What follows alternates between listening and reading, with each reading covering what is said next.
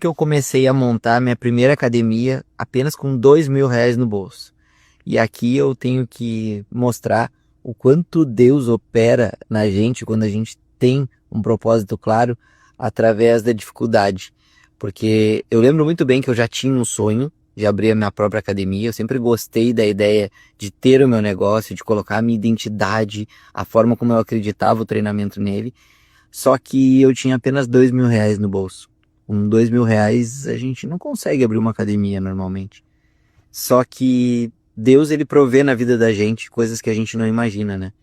Então o que que aconteceu? Eu decidi que eu ia procurar um emprego numa academia. Eu estava formado, eu precisava de um emprego, já tinha trabalhado em academias, mas ainda não como formado. Então eu fui lá e imprimi 20 currículos. Eu lembro muito bem, eu vou a 20 lugares e vamos ver o que que acontece. Chegando na primeira academia, no centro de Porto Alegre, eu cheguei lá e já fui contratado.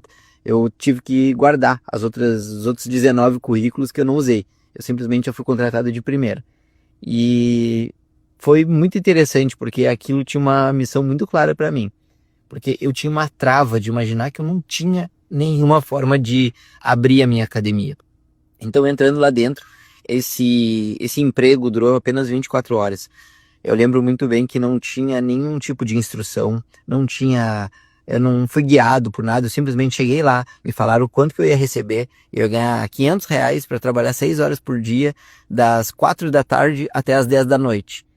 E eu sou profissional formado, então eu não preciso de instrução, isso que eles me passaram. Então tá tudo bem, vamos lá. Entrei pro horário e eu fui surpreendido, assim, porque era uma academia que tinha muito aluno, e cobrava um valor razoável para aquele momento, só que estava totalmente sucateada. Os equipamentos eles estavam sendo pintados de verde com uma tinta à base de solvente. Então tu imagina o cheiro que estava lá dentro do lugar.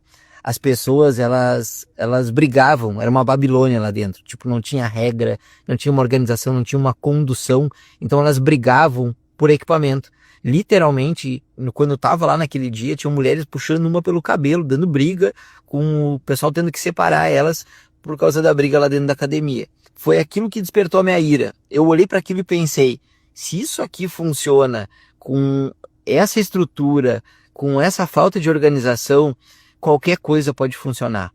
Aquilo me destravou, aquilo me deu a condição de correr atrás do meu sonho e pensar, eu vou arrumar esse dinheiro, eu vou dar um jeito de arrumar esse dinheiro e não é tanto dinheiro assim, é o dinheiro necessário para abrir o meu negócio que ele vai crescer por si só. Chegando na minha cidade natal, São Lourenço do Sul, que foi onde eu abri a minha primeira academia, né? A gente estava se mudando, eu, toda a família, de Porto Alegre para São Lourenço. E lá eu fui procurar por uma senhora, né, que eu conhecia, que ela tinha um bom relacionamento ali no centro, no comércio, ela era bem comunicativa para que ela fizesse uma pesquisa para mim de mercado. Então eu criei algumas questões, algumas perguntas para mim entender o que que as pessoas estavam achando das academias lá naquele momento, o que que elas sentiam falta, o que que elas gostariam que tivesse, o que que elas não gostavam. E olha, isso aqui é assunto para um próximo vídeo. Isso é muito interessante. Tem muita coisa legal nessa questão da pesquisa de mercado.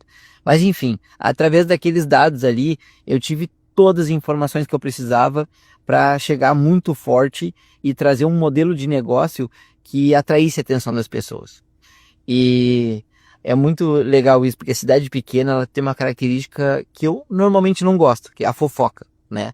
Só que a fofoca ela pode ser revertida para alguma coisa boa, que é o burburinho, que as pessoas começarem a falar do fato de que a academia iria ser aberta, e aquilo causou um burburinho muito forte.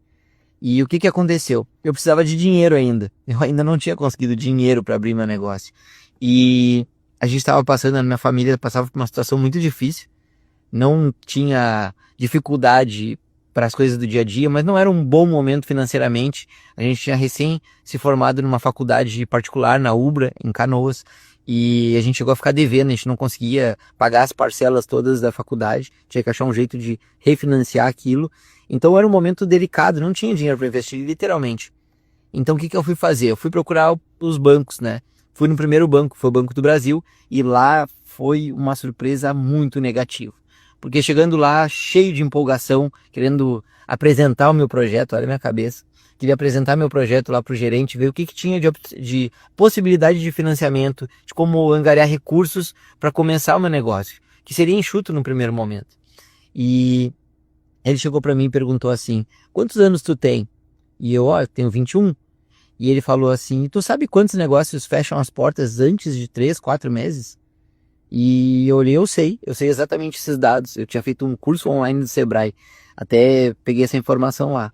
E ele simplesmente virou as costas e abandonou a conversa comigo. E me deixou ali e não me falou nada. E eu simplesmente saí irado de lá, eu saí muito chateado. Aí eu cheguei em casa e eu pensei assim, nossa, eu até posso procurar os outros bancos, mas muito pequena a chance de conseguir um financiamento em banco, um dinheiro através do próprio banco. Então vamos procurar outras alternativas. Aí eu fui conversar com o dono da loja de equipamentos com o intuito de mostrar para ele o meu projeto, explicar para ele e ver se existia alguma possibilidade por lá. E ele me deu uma oportunidade muito boa, que foi parcelar boa parte dos equipamentos em cheques pré-datados. Olha que louco. Aí, por coincidência, eu olhei a fatura do meu cartão de crédito universitário que eu tinha, no final da faculdade. Até eu me lembro que meu pai falou, é bom tu ter um cartão, até para te fazer tuas coisas aí, tu precisar, às vezes, tá no aperto, tu usa teu cartão, depois tu paga e tal. E, nossa, 300 pila, mas já resolvia pro dia a dia. Aí, fui olhar a fatura do meu cartão, tinha um limite de 30 mil. Eu, como assim? Então, 30 mil, mas quem é o louco que vai montar uma academia usando o limite do cartão de crédito? Eu fui esse louco. E, para minha surpresa, seguindo ali de forma constante a procura por bancos, eu cheguei na Caixa Econômica Federal e descobri que lá eu conseguiria um financiamento para recém-formados, por valor de 8 mil reais. Aí eu pensei, peraí, meu irmão se formou comigo. E se eu convidar o meu irmão para ser meu sócio, tem 8 mil meu, 8 mil dele, 30 mil do cartão, 2 mil que eu já tenho guardado. E assim a gente foi desenvolvendo e foi começando com o que tinha. Equipamentos multiarticulares, o mínimo de equipamentos necessário para começar o negócio, para poder aproveitar vários equipamentos que fizessem várias coisas. Então, e o que aconteceu? Eu tinha que treinar o meu irmão. Meu irmão não sabia nada de musculação, ele nunca tinha trabalhado com isso, nunca tinha treinado na vida. Então, ele estava um pouquinho acima do peso. Então, eu comecei a treinar ele, eu comecei a preparar ele. Eu comecei a ensinar para ele o passo a passo de como avaliar um aluno, de como prescrever, como montar um treinamento, como corrigir um aluno e acompanhar e conduzir ele na prática, tudo isso dentro de casa. E a partir daquele momento ali, a gente iniciou o negócio e no primeiro dia tinham 48 alunos, tudo oriundos daquele burburinho, daquela fofoca positiva que foi gerada através dali. E o negócio foi crescendo e se desenvolvendo através de si mesmo. E isso tem muita história para te contar de como as coisas foram crescendo, como a gente se tornou numa rede, como tudo foi crescendo lá dentro.